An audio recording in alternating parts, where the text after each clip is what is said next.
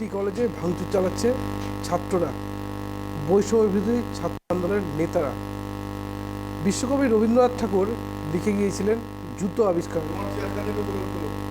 কহিলা হবু শুনগ গবু রায়, কালিকে আমি ভেবেছি সারা রাত্র, মলিন ধুলা লাগিবে কেন পায়, ধরণী মাঝে চরণ ফেলা মাত্র। এই কবিতার তার পরবর্তী যে গল্পটা সামনে এসছে, যে এরপর যে তার হবু রাজার পায়ে ধুলো কেন লাগছে, সেই ধুলো মেরামতের জন্য বা ধুলো না লাগার জন্য তার মন্ত্রী, গবু মন্ত্রী প্রচুর পরিমাণে ঝাঁটা কেনেন, ঝাঁট দেওয়া শুরু হয় যে পৃথিবীতে ধুলো না থাকলে রাজার পায়ে ধুলো লাগবে না। এরপর দেখা যায় সে রাজবাড়িও পুরোপুরি ধুলোময় হয়ে ওঠে। শেষে সিদ্ধান্ত নেন না, জল ঢেলে সেই ধুলো সরিয়ে দেওয়ার। পুরোপুরি কাদা হয়ে যায়, সেই সময় কাদা হয়ে যাওয়ার পর আবার সিদ্ধান্ত হয় যে না, এবার চামড়া দিয়ে গোটা পৃথিবীটাই মুড়ে দেওয়া হবে রাজার এলাকাটা। তা সেই সময় মুচি এসে বলেন যে পুরো এলাকা চামড়া দিয়ে মোড়ার কী দরকার, শুধু রাজার পাটা মুড়ে দিলেই তো হয়। তখনই গৌমন্ত্রী বলেন, আমারও ছিল মনে, কেমন মুচি পারিল সেটা জানতে। এরপরেই কিন্তু সেই জুতো আবিষ্কার হয়।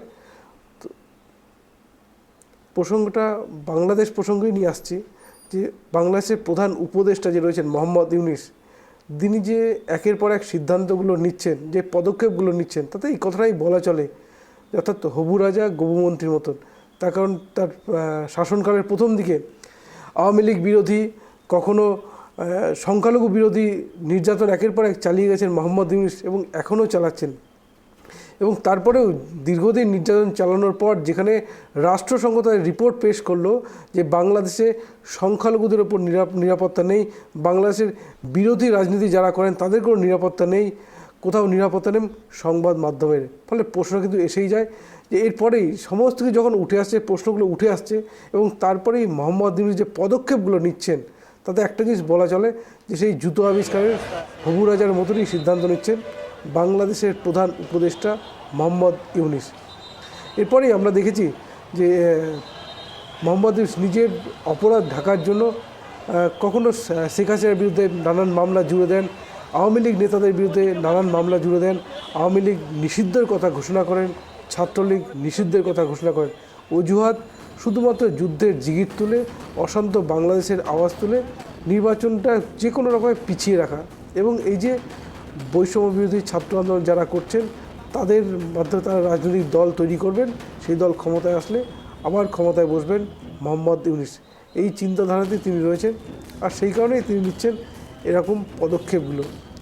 আরও যে বিষয়গুলো বলা দরকার তা হচ্ছে, এই যে কিছুদিন আগে আমরা দেখলাম আয়নাঘর আবিষ্কার করলেন, অর্থাৎ যেন তেন প্রকারে যখন সারা বিশ্বজুড়ে নিন্দার ঝড় বইছে, যখন 5ই ফেব্রুয়ারি ধানমন্ডির বঙ্গবন্ধু শেখ মুজিবুর রহমান যে বাড়ি ভাঙচুর করলেন বৈষম্য বিরোধী ছাত্র আন্দোলনের নেতারা, এবং বলা চলে বাংলাদেশের পুলিশ, বাংলাদেশের সেনাবাহিনী নীরব দর্শকের ভূমিকা পালন করছিল। যখন সারা বিশ্বজুড়ে নিন্দার ঝড় বইছে, সরকারের ভূমিকা নিয়ে প্রশ্ন উঠছে, সেনাবাহিনীর ভূমিকা নিয়ে প্রশ্ন উঠছে, ঠিক তখনই ধামাচাপা দেওয়ার জন্য মোহাম্মদ ইউনূস আবিষ্কার করলেন আয়নাঘর। এই আয়নাঘরে নাকি যাদেরকে গ্রেপ্তার করা হতো, অর্থাৎ বিরোধী রাজনীতি যারা করতেন, তাদের নাকি ইলেকট্রিক শক দেওয়া হতো, তাদের অত্যাচার করা হতো, এমনই কিন্তু মন্তব্য করে চলেছেন এই মোহাম্মদ ইউনূস এবং তারই উপদেষ্টা সরকার। কে আছে?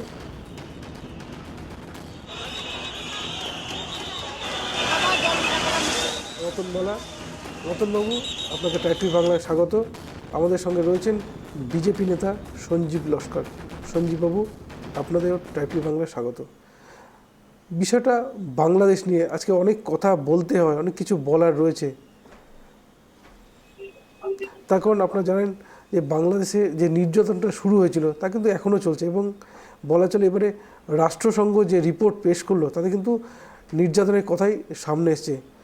তো সেইখানে দাঁড়িয়ে তাও কিন্তু ধামাচাপা দেওয়ার জন্য সক্রিয়, শুধু বলবো না, অতি সক্রিয় মোহাম্মদ ইউনূস এবং তার এই সরকার।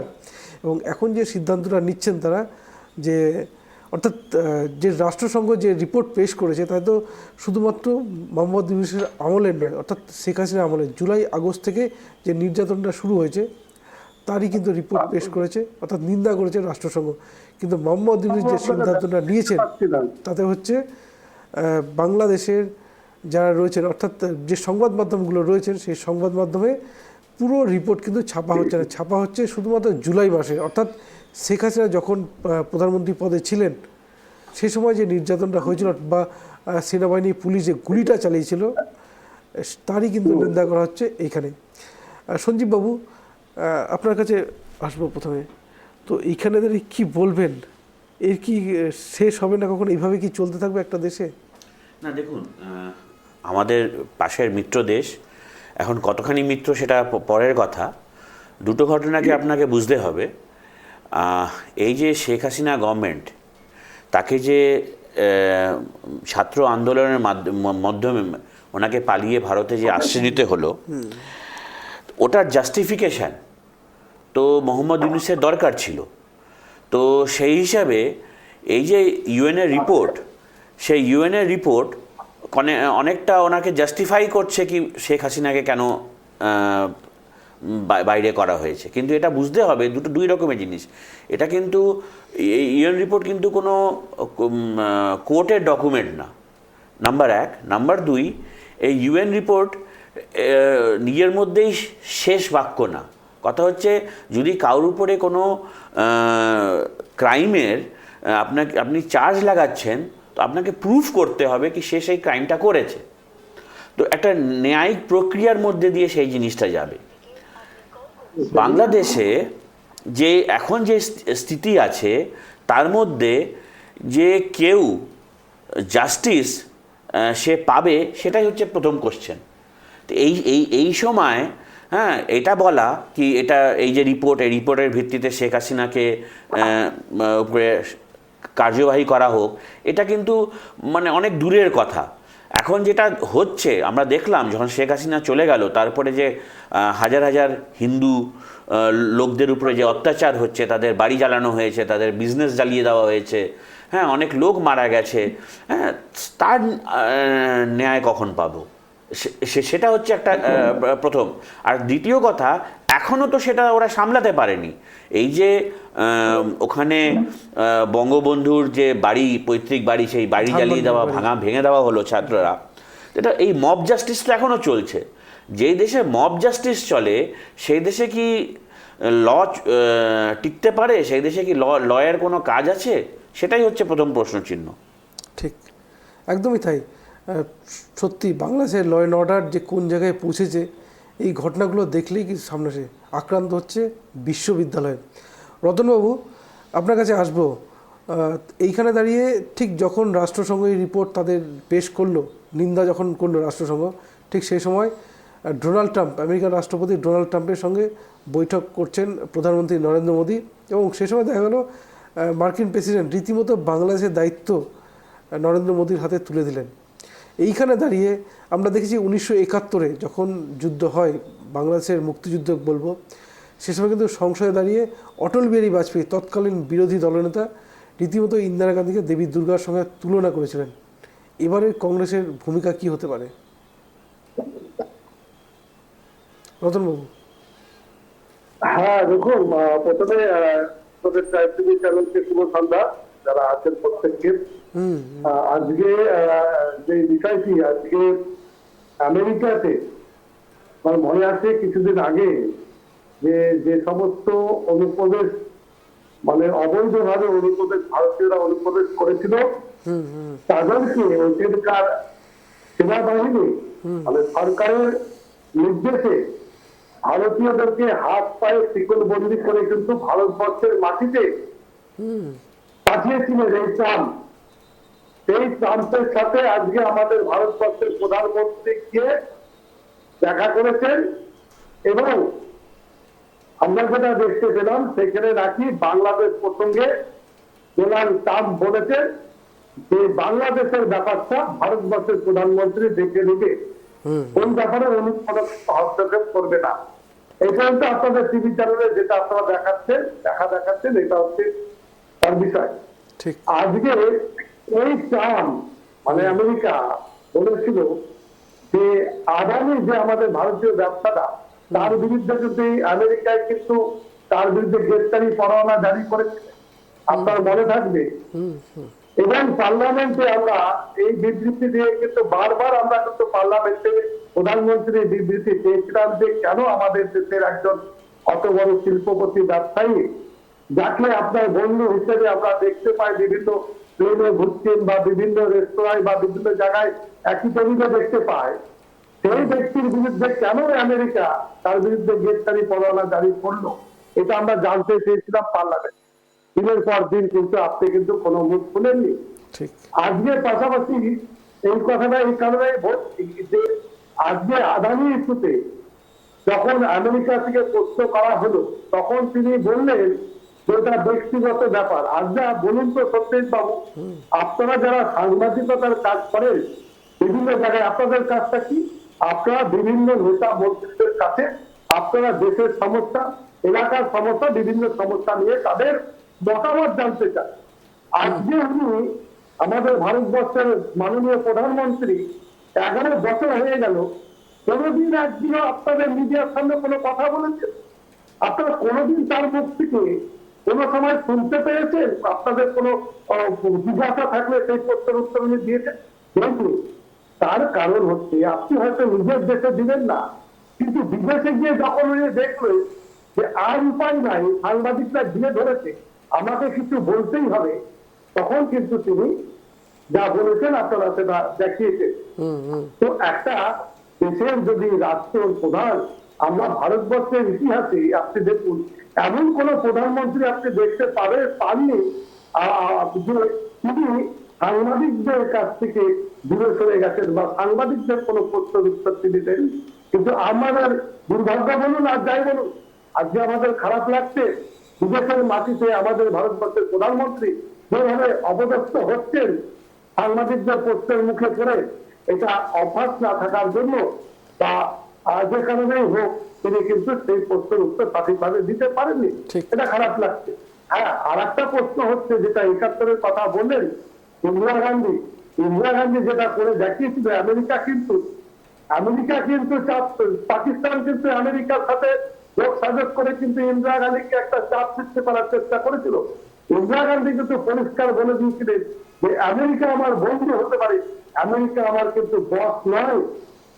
আজকে আমরা এখানে দেখতে পাচ্ছি যে এই উদ্বেগ প্রকাশ আমাদের দেশের মাননীয় প্রধানমন্ত্রী, তিনি কিন্তু উদ্বেগ প্রকাশ করেছিলেন নিজের দেশে বাংলাদেশের পরিস্থিতি আমেরিকাকে জানিয়েছেন। এদিকেই বোঝা যায় যে তৎকালীন যে প্রধানমন্ত্রী ইন্দিরা গান্ধী তিনি হিম্মত দেখাতে পেরেছিলেন। আমার মনে হয় আমাদের যে মাননীয় প্রধানমন্ত্রী তিনি কতটুকু হিম্মত দেখাতে পেরেছেন সেটা আপনাদের চ্যানেলের মধ্যে দিয়ে বুঝতে পারছি। ওই সাথে একটা কথা বলবো সত্যেন বাবু, আমরা দীর্ঘদিন ধরে বলে আসছি আমাদের পার্শ্ববর্তী দেশ বাংলাদেশ, সেই বাংলাদেশের যে পরিস্থিতি নিয়ে আমাদের কিছু করা উচিত। আমাদের দেশের যারা প্রধানমন্ত্রী, আমাদের রাজ্যের যে মুখ্যমন্ত্রী, তাদের মুখ থেকে কোন রকম সেরকম আশা অনুরূপ বিবৃতি আমরা পাচ্ছি না, যার জন্য আমাদের কোথাও মনে হচ্ছে তিনি হয়তো আমেরিকার প্রেসিডেন্ট ওনাকে অভয় দিয়েছেন। এখন দেখা যাক আগামী দিনে তিনি বাংলাদেশ প্রসঙ্গে কি বিবৃতি দেন, আমরা সেদিকে লক্ষ্য রাখবো। তবুও একটা কথা বলবো যে দেখুন বাংলাদেশের পরিস্থিতি কিন্তু দিনের দিন ভয়ঙ্কর হয়ে দাঁড়াচ্ছে, ভয়ঙ্করতর হয়ে গেছে। হ্যাঁ, ভয়ঙ্করতম হয়ে যাচ্ছে। এদিকে আমাদের কিন্তু এখনই সজাগ হওয়া দরকার। বেশ বেশ, সঞ্জীববাবু অনেকগুলো কিন্তু প্রশ্ন তুলে দিলেন রতনবাবু। আমি রতনবাবুর সব কথাতে শুধু একটা কথাতেই হয়তো সহমত থাকবো, কি বাংলাদেশের যে আজকের পরিস্থিতি সেটা ভয়াবহ থেকে ভয়াবহ তুলে দিচ্ছেন। আসলে রতনবাবু আর সে যে দল করেন সে এখনো অবধি হজম করে উঠতে পারছে না কি কংগ্রেসের যে পরিস্থিতিতে পুরো ভারতের পাবলিক ওনাদের নিয়ে গেছে, আর আমাদের যশস্বী প্রধানমন্ত্রী নরেন্দ্র দামোদর দাস মোদীকে তৃতীয়বার ভারতের প্রধানমন্ত্রী বানাবার জন্যে যে ভারতের জনমানুষ যে ভোট দিয়েছেন সেই দল উনি হজম করে উঠতে পারেননি, ওনার দলের নেতারাও করতে পারেননি, অবভিয়াসলি উনিও করতে পারেননি। সেই জন্যে অনেক জিনিস, অনেক বিষয় কোথাও গুলিয়ে যেই বিষয়তে আমরা আজকে চর্চা করতে এসেছি তার বাইরে যে উনি চলে গেলেন। এখন আপনি ডেকেছেন বাংলাদেশের ব্যাপারে চর্চা করতে, আমি শুরু করি বোফোর্স আর কিভাবে কতরাচিকে পয়সা খাইয়েছে, কিভাবে সোনিয়া মারিও আর তার পরিবার সেই পয়সা খেয়েছে, কিভাবে ভারত থেকে অ্যান্টিক্স নিয়ে সোনিয়া মারিও তার ইটালিতে নিজের পরিবারের দোকানে বিক্রি করেছে, এই কথাগুলো তো এখানে বলার জন্য আপনি ডাকেননি। তো যদি চর্চা আমরা বাংলাদেশ নিয়ে করতে শুরু করি, তো বাংলাদেশ নিয়ে চর্চা করি, আর চর্চা সঠিক করি কি অবস্থায় দাঁড়িয়ে আছে, কি আমরা আজকে বাংলাদেশের যে অবস্থা, আর তার মধ্যে একরকমের ডোনাল্ড ট্রাম্প যে আমাদের নরেন্দ্র মোদীকে, আমাদের দেশের প্রধানমন্ত্রীকে আগে করে কি বাংলাদেশের ব্যাপারে ভারত দেখবে। আমরা তো বাংলাদেশকে মানে কি একরকমের ধরতে গেলে আমরা না হলে বাংলাদেশ এত হতোই না। ভারতের বীর সৈনিকরা হাজারের কাছে বলিদান দিয়ে এই বাংলাদেশকে তৈরি করেছে। ঠিক। তো এর মধ্যে যে জিনিস বোঝা উচিত সেটা হচ্ছে কি ওই দেশ কোন দিকে যাচ্ছে, কেন যাচ্ছে। দেখুন, কোনো যেটাকে বলা হয় কোনো যদি রোগ, কোনো যদি ব্যাধি থাকে, তার ব্যাধির উপচার তখনই করতে পারবেন যখন আপনি। বেশ, আপনার কাছে আসবো। আমাদের মধ্যে ইতিমধ্যে হাজির হয়েছেন তৃণমূল সমর্থক গৌরাঙ্গ চৌহান।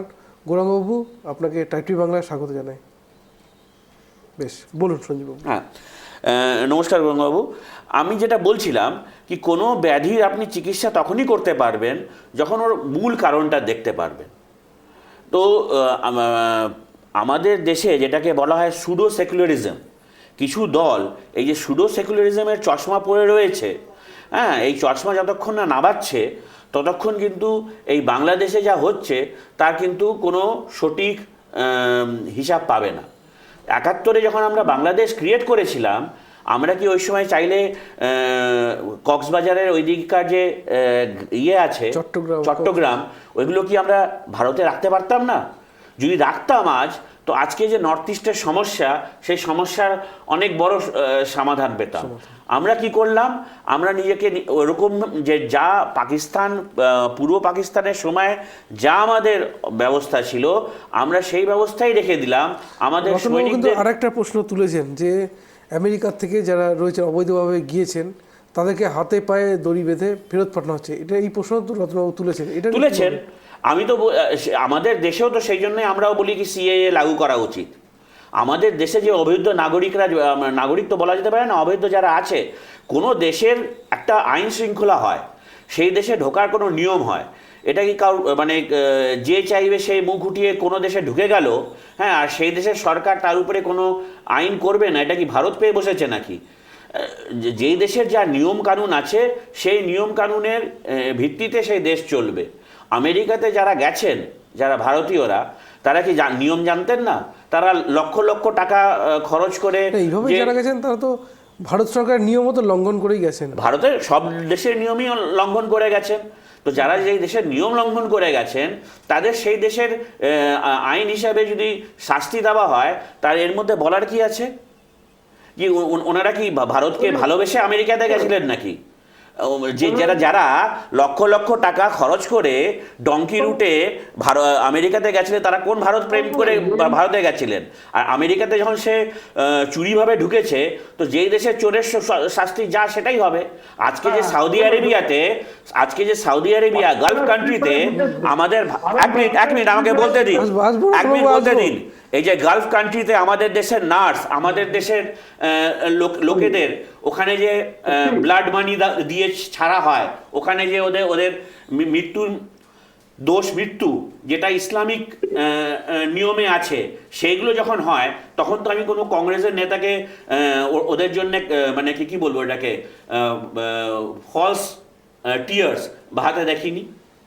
যেখানে যেই দেশে কেউ গেল, সেখানকার সেই দেশের নিয়ম সে যদি না মানে, তাকে যদি শাস্তি দেওয়া হয়, হ্যাঁ, আমেরিকার যা নিয়ম। আর ডোনাল্ড ট্রাম্প তো আমেরিকাতে ইলেকশন জিতে এসছেন, আর উনি তো ইলেকশনের আগে এটা বলে এসেছিলেন কি আমাদের দেশে যেই বাইরের থেকে। বলুন, আপনার কাছে আসবো। আমি গৌরাঙ্গবাবুর কাছে একটু উত্তর নেবো।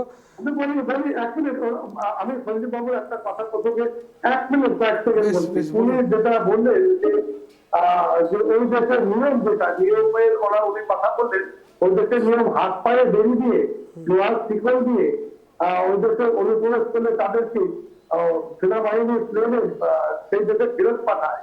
উনি যে কথাটা বললেন 2000 আপনার এর আগেও কিন্তু অনুপ্রবেশ যারা করেছিল তারাও কিন্তু ফিরতেন। কিন্তু প্রশ্নটা এই জায়গাটায় যে হাতে পায়ে শিকল বেঁধে যেভাবে আমরা দেখলাম ভারতীয়দের উপর আপনি চুরি করেছেন আমার বাড়িতে, আপনি চুরি করেছেন আমার বাড়িতে, আপনাকে আমি ছেড়ে দিলাম, কিছু বললাম না, তার মানে এটা না কি চুরির কোনো শাস্তি হয় না। আপনি বেশ বেশ, আপনাদের কথায় যাব। আমি একটু গৌরাঙ্গ বাবুর কাছে উত্তর নেব। গৌরাঙ্গ বাবু, আজকে প্রধানমন্ত্রী নরেন্দ্র মোদী এবং ডোনাল্ড ট্রাম্পের বৈঠক, সেখানে কিন্তু বাংলাদেশ প্রসঙ্গ উঠেছে এবং ডোনাল্ড ট্রাম্প রীতিমতো বলেছেন যে বাংলাদেশের পুরো দায়িত্ব তিনি নরেন্দ্র মোদীর হাতে দিয়েছেন। ভারত সরকার কি পদক্ষেপ নিতে পারে, বা আপনারা যদি কোনো পদক্ষেপ নেয়, কড়া পদক্ষেপে হাঁটে, আপনাদের অবস্থানটা কি হতে পারে? গৌরাঙ্গবাবু, মানে দুটো বিষয় এখানে কাজ করছে। যে বাংলাদেশ আমেরিকা বলে দিবে তারপরেই ভারতের স্টেপ। তার মানে কি ভারত কি শক্তিশালী রাষ্ট্র নয়? ভারত বিরোধিতা করবে, ভারতে জঙ্গিরা প্রবেশ করবে, ভারতকে উড়িয়ে দেবার চেষ্টা করবে, পাকিস্তানের সাথে হাত মিলিয়ে তালিবানি শাসন চালাবে, ভারতবর্ষের ভূখণ্ড দখল করার চেষ্টা করবে এপার থেকে ওপারে। তখন ডোনাল্ড ট্রাম্প বলে দিবে, তারপরে নরেন্দ্র মোদী স্টেপ নেবেন।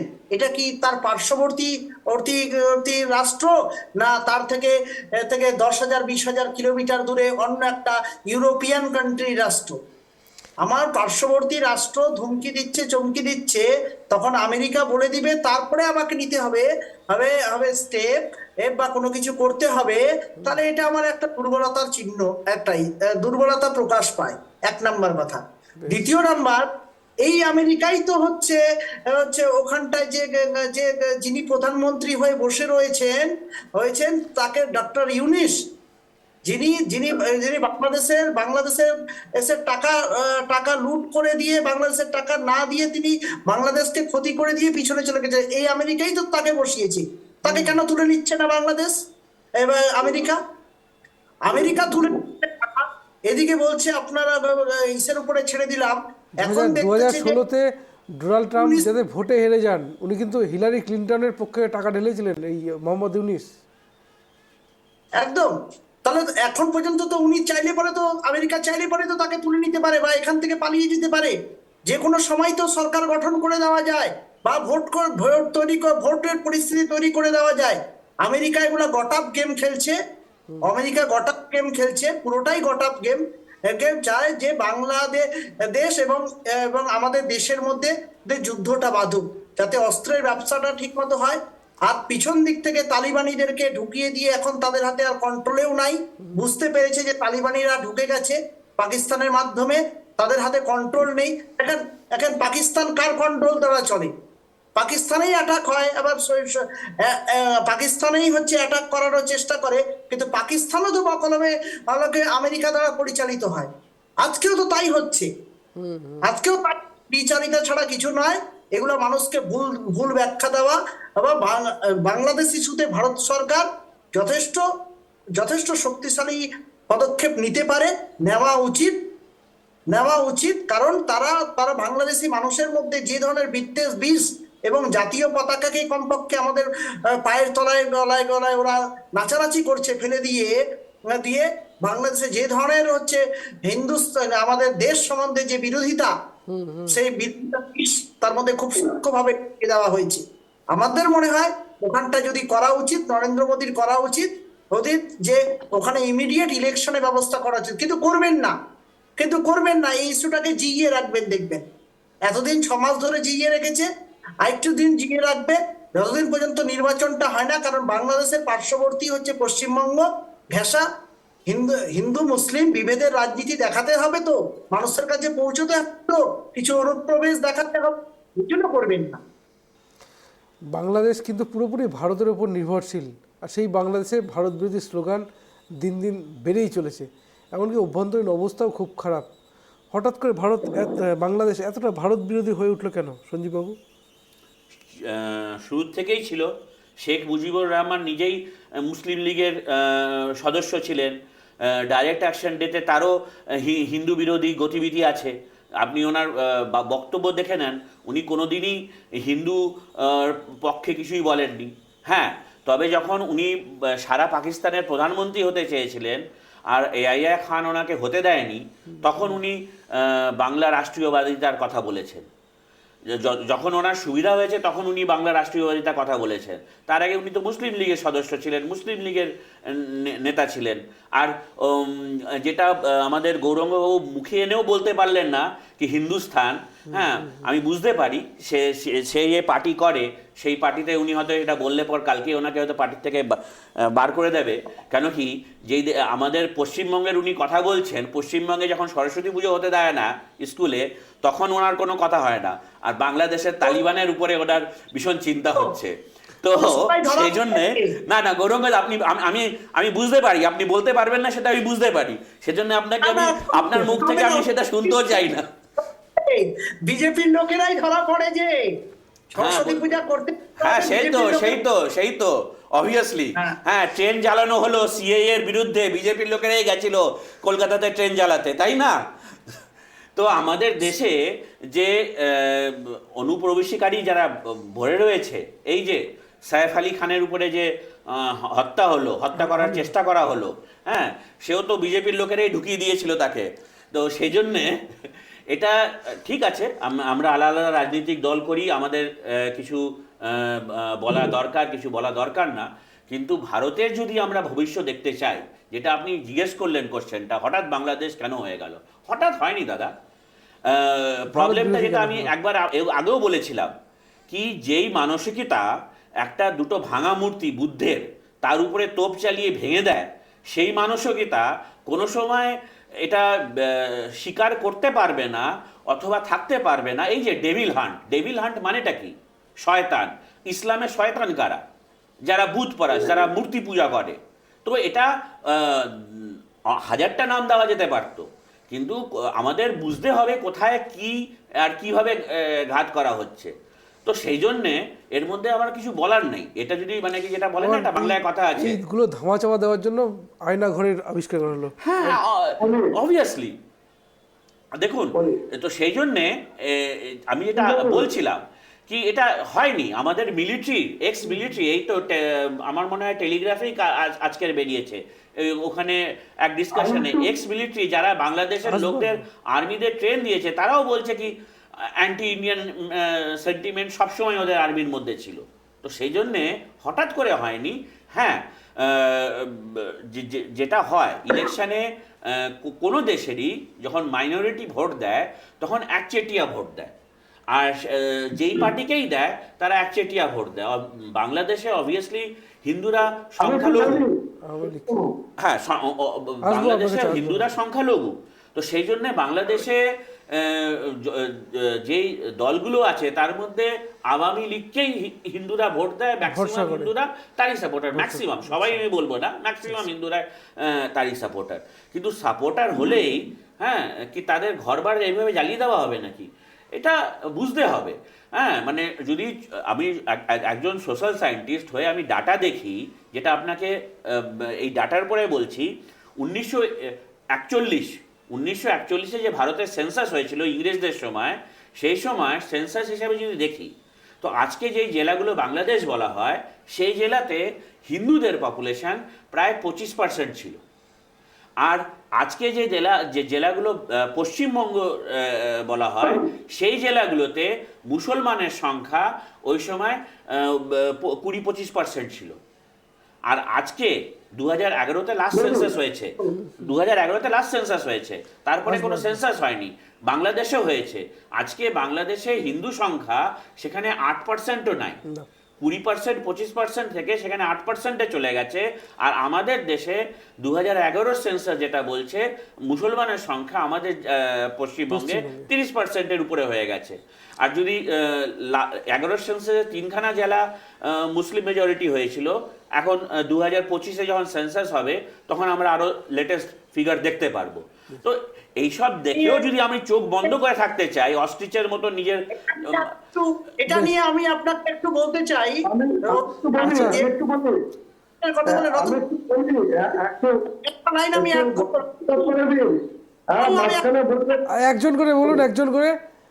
আমি একটা লাইন অ্যাড করবো, তারপরে প্লিজ একটু তারপরেই আপনি বলে জাস্ট একটা লাইন ওনার সাথে অ্যাড করে দিচ্ছি। বেশ, বলুন বলুন। আপনারা বিজেপির ম্যানিফেস্টোতে 2014 সালে বলেছিলেন জন্ম নিয়ন্ত্রণ বিল আনবেন। আপনারা একচেটিয়া নিজস্ব সংখ্যাগরিষ্ঠতা রয়েছে, আপনারা জন্ম নিয়ন্ত্রণ বিল এখনো আনতে পারেন নাই কেন? যে ম্যানিফেস্টোতে যে কথাগুলো বলেন আপনারা, সেগুলো একটাও কোনো রাজ্যে, কোনো দেশে, আমাদের দেশে একটাও প্রতিশ্রুতি মতো পালন করেন না। জন্ম নিয়ন্ত্রণ বিল আনতে পারলেন না কেন? 30% হয়েছে, সত্যি উদ্বিগ্নের বিষয় যদি থাকে আগে, তাহলে আপনারা জন্ম নিয়ন্ত্রণ বিলটাকে লাগু করছেন না কেন? রাতের অন্ধকারে কৃষি বিল, কৃষি কালাকানুন আনতেছেন, 370 ধারা রাতের অন্ধকারে পাস করাচ্ছেন, জন্ম নিয়ন্ত্রণ বিল আনছেন না কেন? সবাই তো চায় এটা, সবাই স্বাগত জানাবে। আপনারাও কি ভোটের রাজনীতি এবং হিন্দু মুসলিমে যে 30%, 5%, 8% এটা দেখানোর জন্যই কি আনছেন না?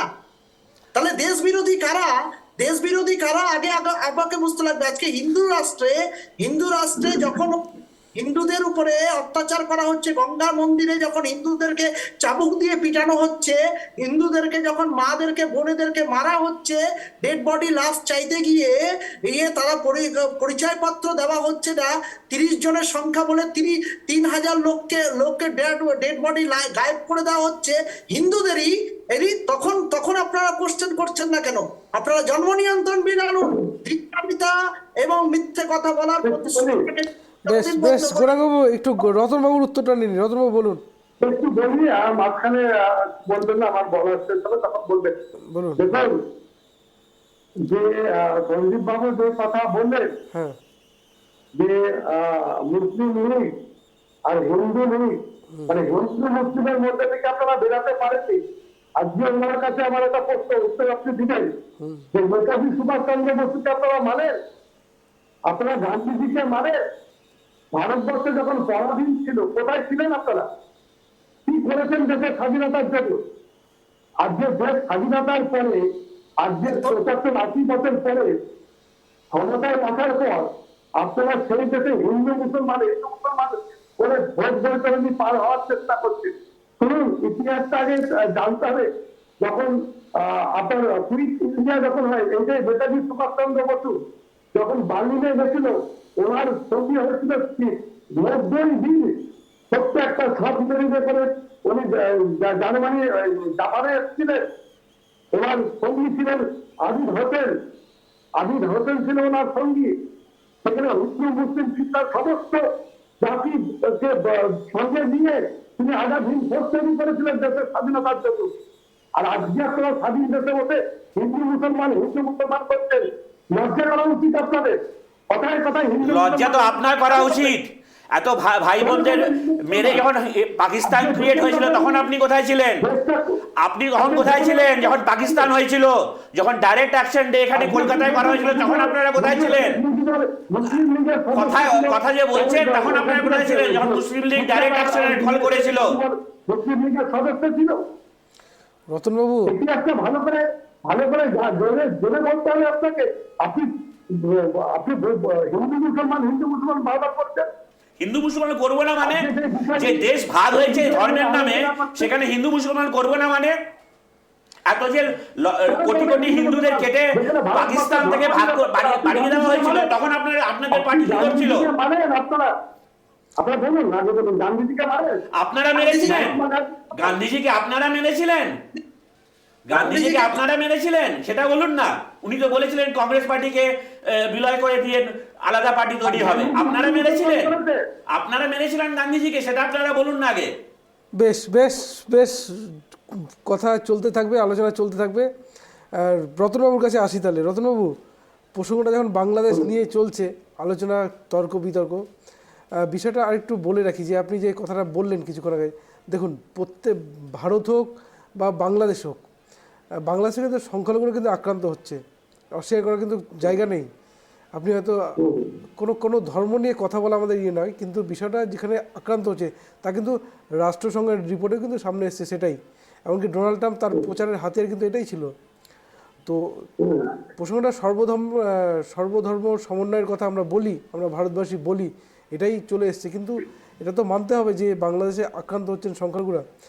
বিষয়টা হচ্ছে যে ডেলি হান্ট যেটা মোহাম্মদ ইউনূস চালু করেছেন, দেখা গেল 5ই ফেব্রুয়ারি শেখ হাসিনা ভাষণ দিলেন এবং তারপরেই ধানমান্ডির বঙ্গবন্ধুর বাড়ি ভাঙচুর করা হলো, বুলডোজার দিয়ে গুড়িয়ে দেওয়া হলো। এবং তারপরে যেখানে আমরা যদি দেখি গোপালগঞ্জে আওয়ামী লীগ নেতা কিছুটা সংগঠিত হয়েছিলেন, তার কারণ আওয়ামী লীগের প্রাক্তন সাংসদের বাড়িতে হামলা চালায় এই বৈষম্য বিরোধী ছাত্র আন্দোলনের নেতারা।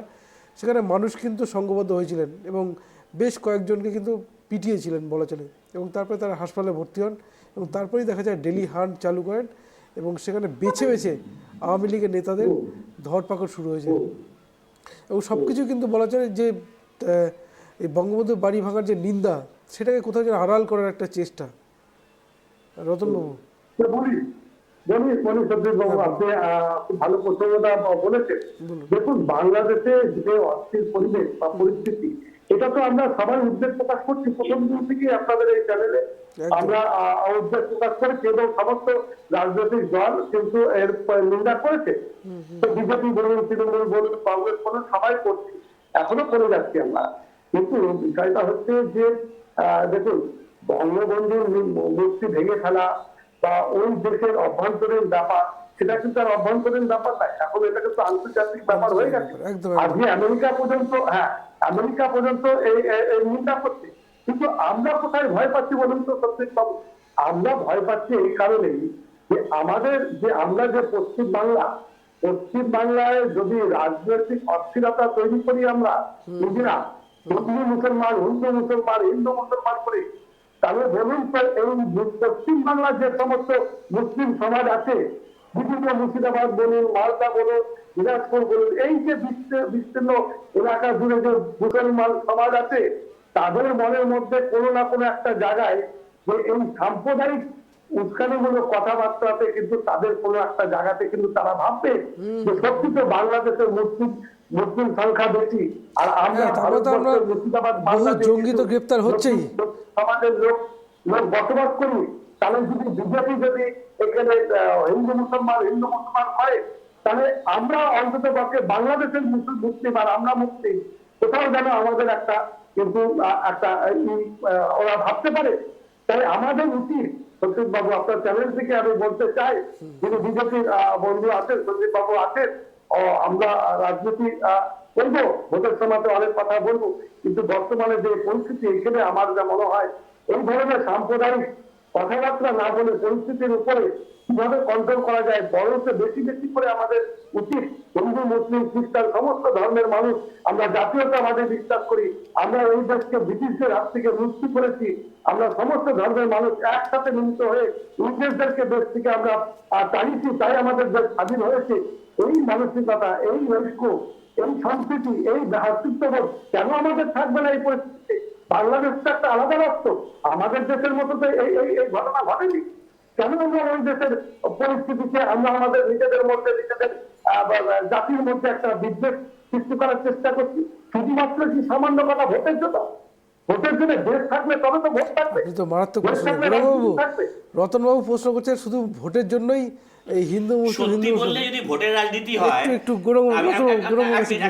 বলে দিচ্ছি, একটা ইংরেজিতে একটা কথা আছে, people who forget their history are condemned to live by it. আমি শুধু এটাই বলবো। হ্যাঁ, আমি কি বললাম কি আমাদের দেশে এই আর সেই দেশ, আমি বাংলাদেশের সাথে আমাদের পশ্চিমবঙ্গের তুলনা করলাম, আমাদের পপুলেশন কোথায় ছিল, কোথায় এসছে।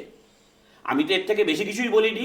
সেটা যদি ভোটের রাজনীতি হয়ে যায়, তাহলে তো ইতিহাস বই চেঞ্জ করে দিতে হবে। সেই জন্য তো ইতিহাস পড়াতেন না। একটু আমি জাস্ট এটাই বলতে চাই। আমি তো কোনো তথ্য বানিয়ে দিইনি, এই তথ্য সেন্সাসের ডাটা যেটা বলছে সেটা আমি বললাম। হ্যাঁ, এটা হিন্দু মুসলিমের রাজনীতি হলো না, এটা সত্যি বলা হলো। আর সত্যি বলতে কাউকে ভয় পাওয়া উচিত না। বেশ, গৌরাঙ্গবাবু আপনার কাছে সব কথাগুলোই বলেন, কাজ করেন না। জন্ম নিয়ন্ত্রণ বিল আনুন। ব্যাস এটুকুই। দেখুন একটা কথা বলি সতীশ বাবু, আচ্ছা, বেশ। আজকে আজকে একটা যদিও আপনাদের প্রসঙ্গ না, তবু আমি এই কথাটা বলি। আজকে যেটা পশ্চিমবাংলায় আমরা দীর্ঘদিন ধরে বলে আসছি যে দেখুন বিজেপি আর তৃণমূল এরা যে সব মিলেমিশে আছে, এরা যে সিটিং হয়ে চলে।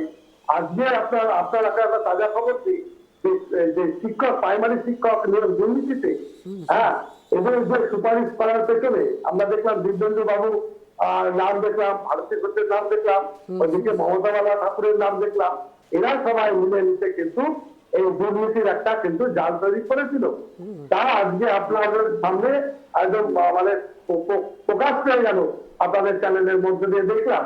তো আজকে বিষয়টা হচ্ছে যে দেখুন, রাষ্ট্রের কাজ হচ্ছে ন্যায়বান মানুষ তৈরি করা, নিষ্ঠাবান মানুষ তৈরি করা, প্রতিভাবান মানুষ তৈরি করা, এগুলো কি থেকে আসবে? আজকে আপনি দেখুন ইতিহাসকে বিকৃত করে দেওয়া হচ্ছে। নাই আজকে বলুন তো আমাদের দেশের যে স্বাধীনতার ইতিহাস, যেখানে আমরা দেখেছি এই দেশ স্বাধীন করার পেছনে বহু বিপ্লবীদের রক্তের বিনিময়ে আজকে এই দেশ স্বাধীন হয়েছে। ছাড়ুন দাদা, কথা ছাড়ুন। আপনাদের একটা পরিবার ছাড়া তার বাইরে তো আপনারা কোথাও যাননি। আপনি আজকে বড় বড় কথা বলছেন, কতগুলো দেশের স্বাধীনতা সেনানীর নামে আপনারা কাজ করেছেন। প্রত্যেক রাজ্যে চলে যান, প্রত্যেক রাজ্যের রাজধানী চলে যান, ওই গান্ধী আর নেহেরু এদের বাইরে আপনারা গেছেন কোথায়? সর্দার বল্লভভাই পটেলের নামে আপনারা কত কি করেছেন, নেতাজির নামে আপনারা কি করেছেন। নেতাজিকে তো আপনারা ওয়ার ক্রিমিনাল ডিক্লেয়ার করে রেখেছিলেন। কবে সেই জন্য বড় বড় কথা বলার আগে আপনারা নিজেরা দেখুন, যখন আপনারা ক্ষমতায় ছিলেন কি করেছেন। আপনি আমাকে নেতাজির কথা বলছেন, আপনারা তো নেতাজিকে ওয়ার ক্রিমিনাল ডিক্লেয়ার করে রেখেছিলেন। বলুন কতদিন অবধি স্বাধীন ভারতে নেতাজি কতদিন পর্যন্ত ওয়ার ক্রিমিনাল ছিল, সেটা আপনারা একটু বলুন তো খুলে। কে ছিল প্রধানমন্ত্রী? বেশ, বলুন।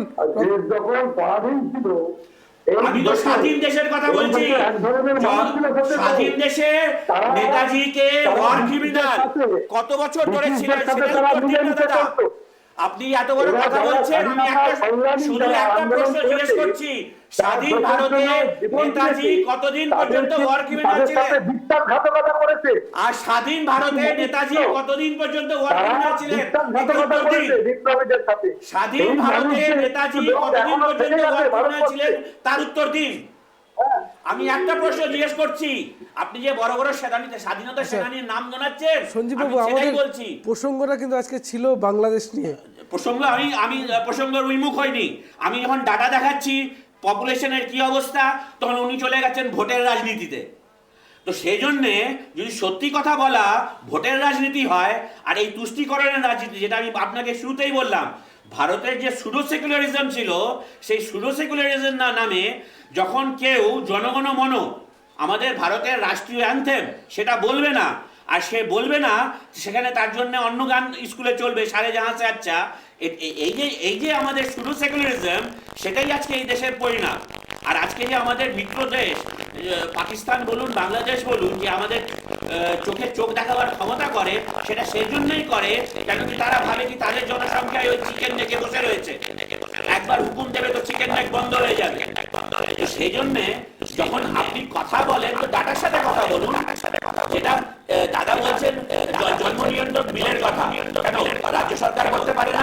উত্তরাখণ্ড সরকার নিয়ে আসলো কমন সিভিল কোড, এই রাজ্য সরকার করতে পারে। রাজ্য সরকার কথা বলুন, আপনারা এক্সাম্পল সেট করুন না।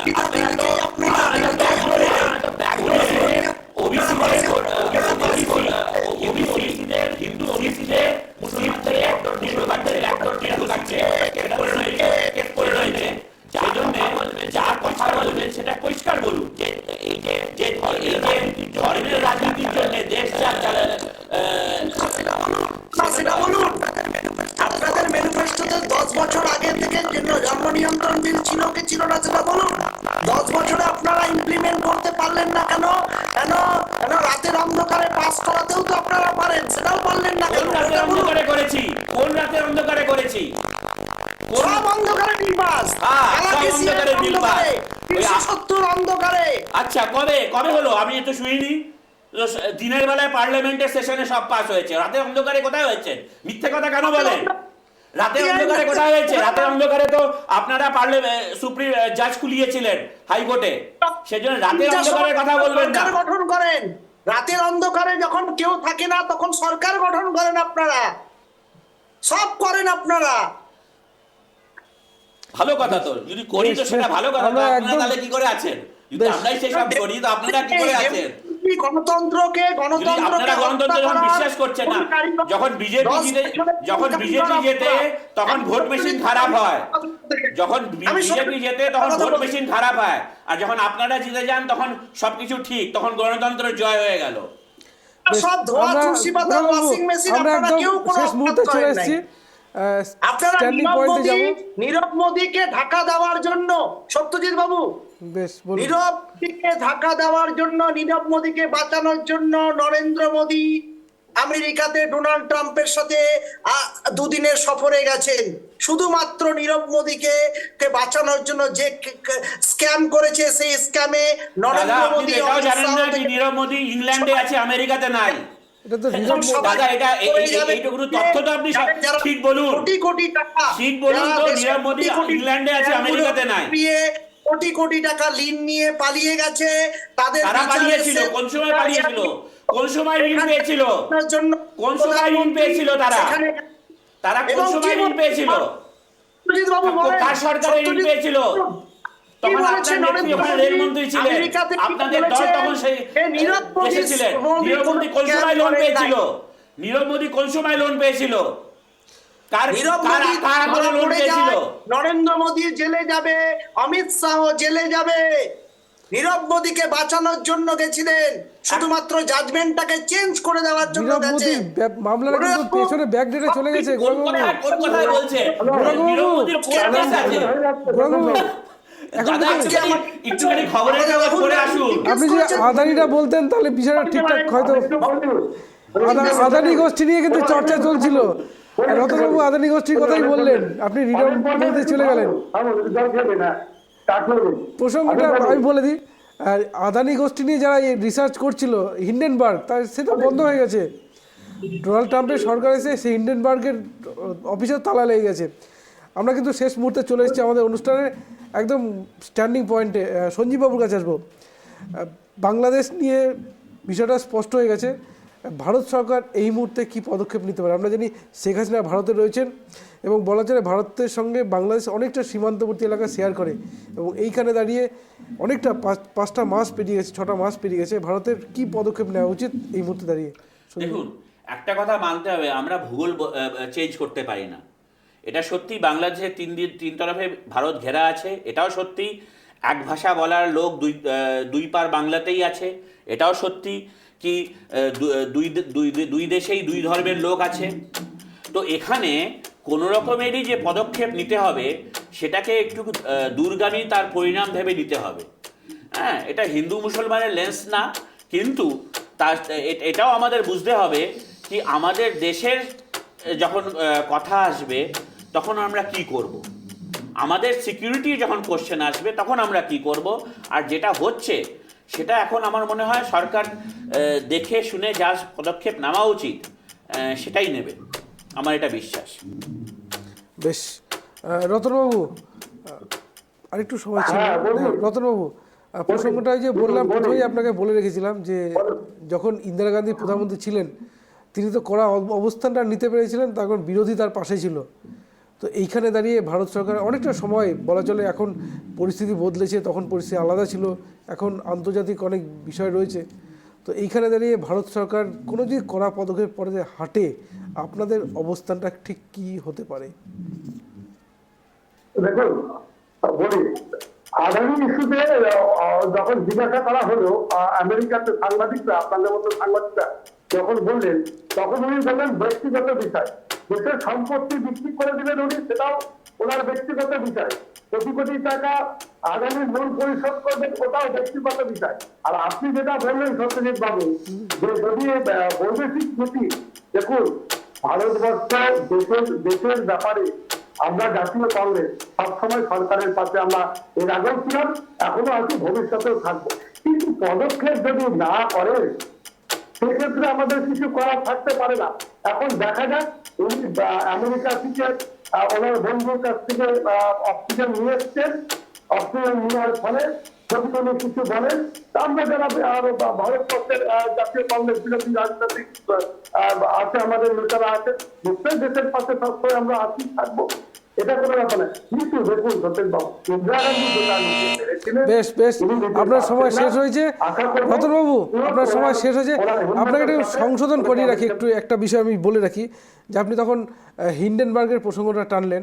হিন্ডেনবার্গের অফিস বন্ধ হয়েছে সে বললাম, আর এই যে অবৈধ ভারতীয় জায়গায় ফেরত পাঠাচ্ছে ট্রাম্পের সরকার, একটু বলে রাখি যে যখন ইউক্রেন রাশিয়া যুদ্ধ হয় সে সময় কিন্তু ইউক্রেন থেকে ভারতীয়দের ফিরিয়ে আনা হয়েছিল এবং রাশিয়াকে রীতিমতো রিকোয়েস্ট করা হয় যে ভারতীয় বিমান যখন আসবে তখন বোম্বিং করতে বারণ করা হয়, এবং তা কিন্তু রাশিয়া সরকার শুনেছিল।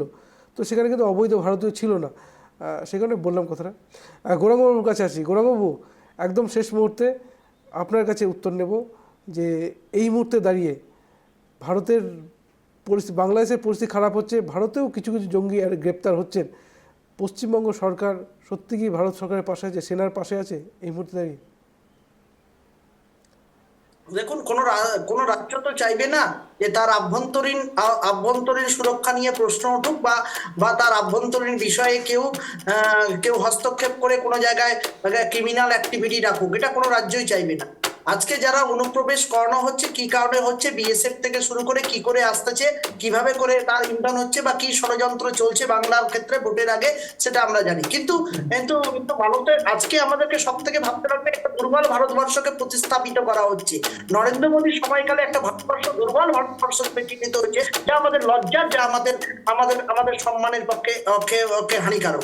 আমরা সবসময় বিশ্বাস করি যে ভারত সামরিক শক্তিতে যদি উন্নত হয়ে থাকে তাহলে যা স্টেপ নেওয়ার অনেক আগে স্টেপ নেওয়া ছিল, তা সামান্য পিঁপড়ের মতো একটা কয়েকজন মানুষ যারা আমাদের চাল ডাল তেল নুন রেশন নিয়ে যারা বেঁচে থাকে, তারা আমাদের উপরে বাজে কথা বলবে, দেশকে অসম্মান করবে, জাতীয় পতাকা এটাকে কোনোভাবে মেনে নিতে পারি না। আর আজকে তার থেকেও বড় কথা, আপনার সময় শেষ হয়েছে। আবার আমেরিকা বিষয়টা আপনাদের অসংখ্য ধন্যবাদ আমাদের সময় দেওয়ার জন্য, রতনবাবু, সঞ্জীববাবু, গৌরাঙ্গবাবু। বাংলাদেশ অশান্ত গত 5ই আগস্ট থেকে, এবং তারপর থেকে চলছে বাংলাদেশে হিন্দু নির্যাতন, সংখ্যালঘু নির্যাতন, এবং এইখানে দাঁড়িয়ে বলা যেতে পারে যে আমেরিকার বিরুদ্ধে অভিযোগ উঠে আসছিল যে আমেরিকার জো বাইডেনের সরকারই বাংলাদেশে অশান্ত করে তুলেছে। এবারে কিন্তু ডোনাল্ড ট্রাম্প কিন্তু বাংলাদেশের দায়িত্বভার প্রধানমন্ত্রী নরেন্দ্র মোদীর হাতে দিলেন। প্রধানমন্ত্রী নরেন্দ্র মোদী বা ভারত সরকার সত্যিই কোনো পদক্ষেপের পথে হাঁটবে, এদিকে আমাদের নজর থাকবে। নজর রাখুন আপনারাও। নমস্কার।